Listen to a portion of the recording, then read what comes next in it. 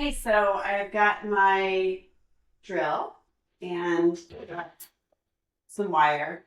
So the drill bit is pretty similar to the size or the gauge of this wire. I want to make sure that that's in line before I get started. And I'm just going to be drilling some holes all the way around this wooden bowl and then adding my wires into it, creating a beautiful structure with these wires that I am then going to attach some water tubes to and add some of my very beautiful floral material.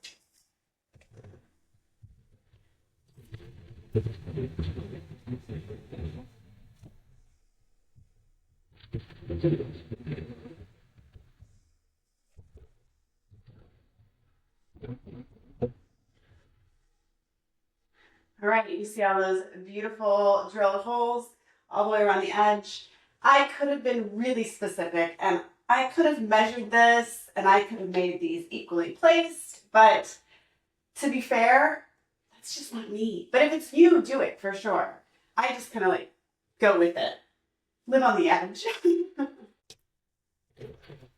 Okay, so I now got all of my holes drilled.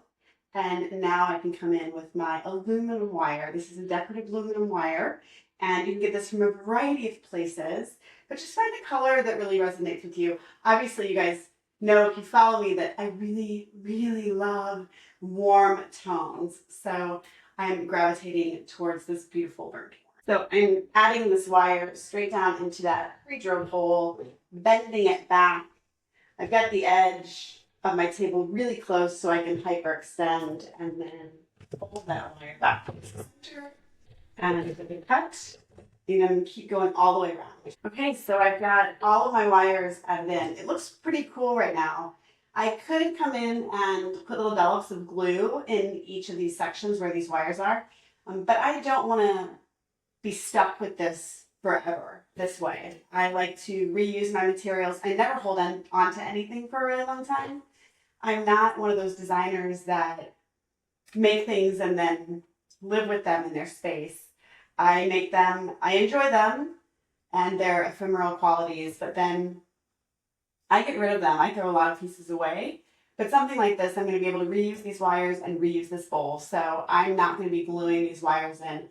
You saw when I added the wires, I angled it down and I put the drill bit in pretty far. So there's a good amount of wire inside the bowl that it is still sturdy. It's not just going to flop out. So I made sure that I had that nice drastic angle that was going to be able to hold this and give it some stability. So now I'm going to add the integrity to the stability to all of this. I'm going to start binding these wires together so I get a little bit more structure before I add my water tubes. There are design concepts and design philosophies that I follow, that I enjoy, that make sense to me, and I feel like every floral artist is that way when they're to a certain point of their career or a certain part of their development as an artist. They find the things that they like or the things that gravitate towards them, make sense to them, the way they like to work. For me, I never make the same thing twice. So I've never made this before. I have thought about this. I've thought about the concept of this. And just when I'm getting started here, I'm thinking to myself, okay, how am I going to make this work?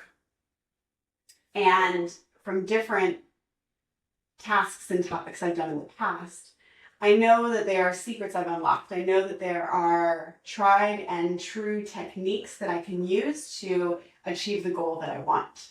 So I'm building this base with a twisting technique. The twisting technique, you're seeing me twist it from the side, but know that if you don't understand how to twist the wires and you do twist from the side, there will be one wire that goes around a center wire because you're twisting it from the side. If you twist from the center every single time, the wires are actually grabbing each other and it becomes a stronger bond. Knowing this, that I need the stronger bond for this base, I am twisting so the wires are grabbing each other, but you don't see me twisting from the center because the wire I'm using is very soft. It's the aluminum wire. And I know the concept. I know how the wires need to twist. So I'm just making sure that I'm actually pulling those wires to grab each other. I'm not just wrapping the one wire around the other one. So once you learn the rules, like they say, you can break them. So you'll see me doing that from the side, but just know that I am making the wires grab each other instead of wrapping them. The base is all done with the arms into the bowl and twisted together. And I have a really beautiful shape that I'm going to be able to add my water tubes to, and then add my flowers. I'm really excited. Like, y'all can see that there's no glue in this at all. It's just the angle in which the wires are added in, and then that top form twisted together that holds that whole form. That's just, I mean, just like this is so beautiful. How water tubes. I have a variety of water tubes. These are glass, and they have a little lip at the top. So when I wire these in, that lip will help grab it so they don't fall straight up. And I'm just going to use the clear glass because I don't want to bring any extra interest to the eye. Like if I were to wrap these in this wire, and the difference between looking at something heavy like this wire or clear like this glass, your eye literally doesn't even grab onto the glass. Whereas if this was covered completely in wire, your eye would go right to it and it would stop it. I don't want to stop the eye in this. I want to make sure that the eye can just play with all of the shape and transparency that I'm going to build. So I'm going to keep these clear and I'm not going to cover them with a decorative element, but I am going to use a similar color and a smaller gauge wire to attach the tubes to the frame. Yes. So I've added 2 arms of wire, one arm at the top and then one arm at the bottom, so I can attach these in 2 different places to give it more stability. I went around the wire, or I went around the water tube twice and then twisted those wires together twice.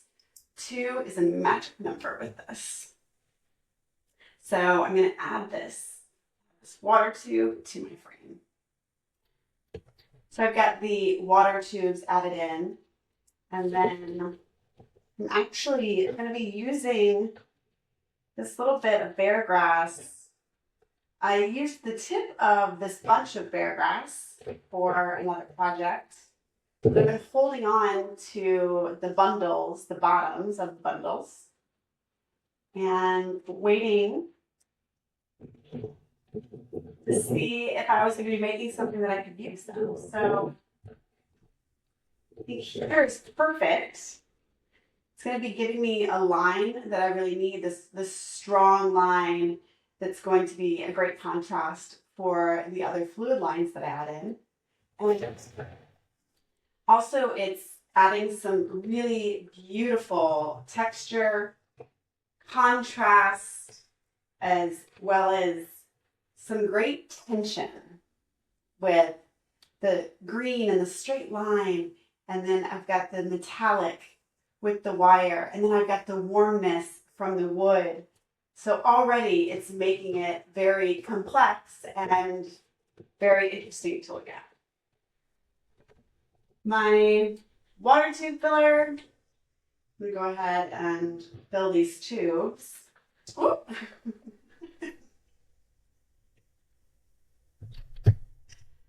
Oh my goodness. You just can't make this stuff up sometimes. I'm not editing that out.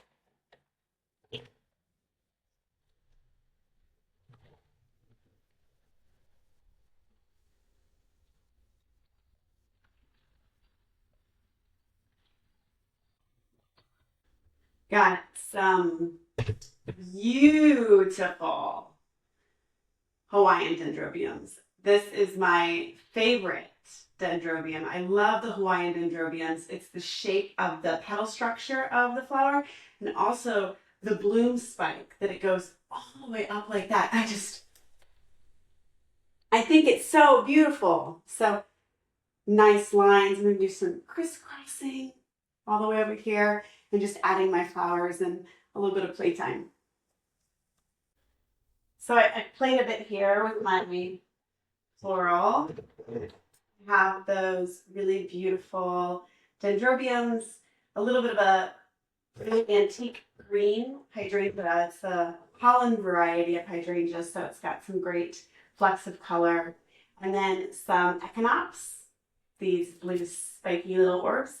And then a little bit of cuttings from the Reusability plant that I have. So it's got some really great contrasting lines going all the way across. And now I want to bring a little bit of this warm color from the wire up into the design, because right now there's a disconnect with the colors. The colors up here are beautiful. I've got these cool colors up here, but the warm, remember, is that wire, that warm color, that burnt orange. So I've got some great blooms of Phalaenopsis, also from a plant, so cuttings of things that I have here.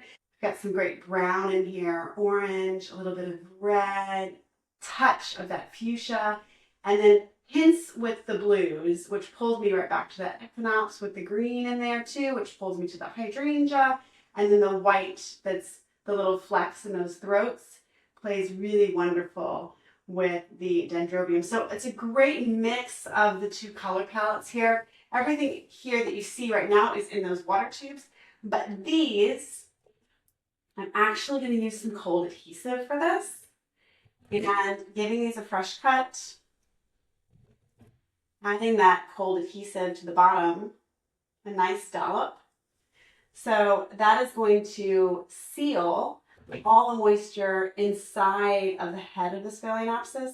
And I've done this so many times, I know I can have really great success with it. Then I can glue these into my structure, do little bits of mist on this every single day. This is going to hold up and look gorgeous for 3 days for sure. And then the longer I mist it, I can even cover it at night, put it in a cooler area. It's only going to help the longevity.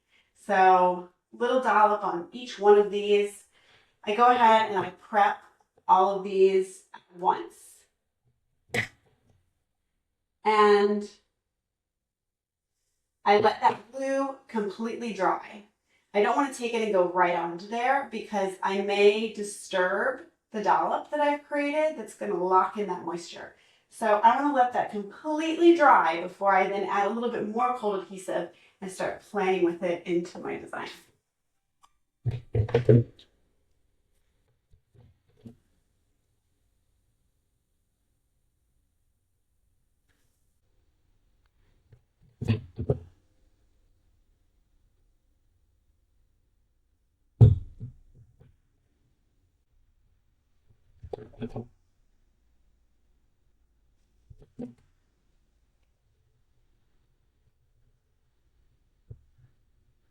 Now I think I need something else, something maybe with a little bit of that fuchsia, that little touch of that purpley, hot pink color, just to keep pulling that color spectrum a little bit like taffy. I'm going to play around and see what I can find. I found it. So I went out into my garden and I have this sweet little rose bush that has almost that exact same color to it, like it was supposed to be in here. So I added just a few of those. It's a very small touch, literally 3 little blossoms. And then I also, going through my indoor plants, I have a crown of thorns plant that is one of my favorite specimens, and it's blooming right now, and it's got the yellow with a little dash of orange in it. And so I've got a couple of those kind of scattered, and I think it's just beautiful. Elements of cut flowers, tropical, garden, from my house, from my plants, from the wholesaler, from the supplier, and adding all of these in. A really interesting structure and a one-of-a-kind centerpiece for your table. I hope you guys enjoyed. If you have any questions, please feel free, drop them in comments, or if you have comments, drop them in comments too. If you want more inspiration, go to my Instagram channel, JennyT Floristry. There is tons of videos and insight there. And if you want some educational opportunities, you can go on over to my website, JennyTFloristry.com. I've got announcements for workshops, as well as some one-on-one time if you're looking for that. Thanks for joining. Hope you guys enjoyed as much as I did. Okay, happy spring.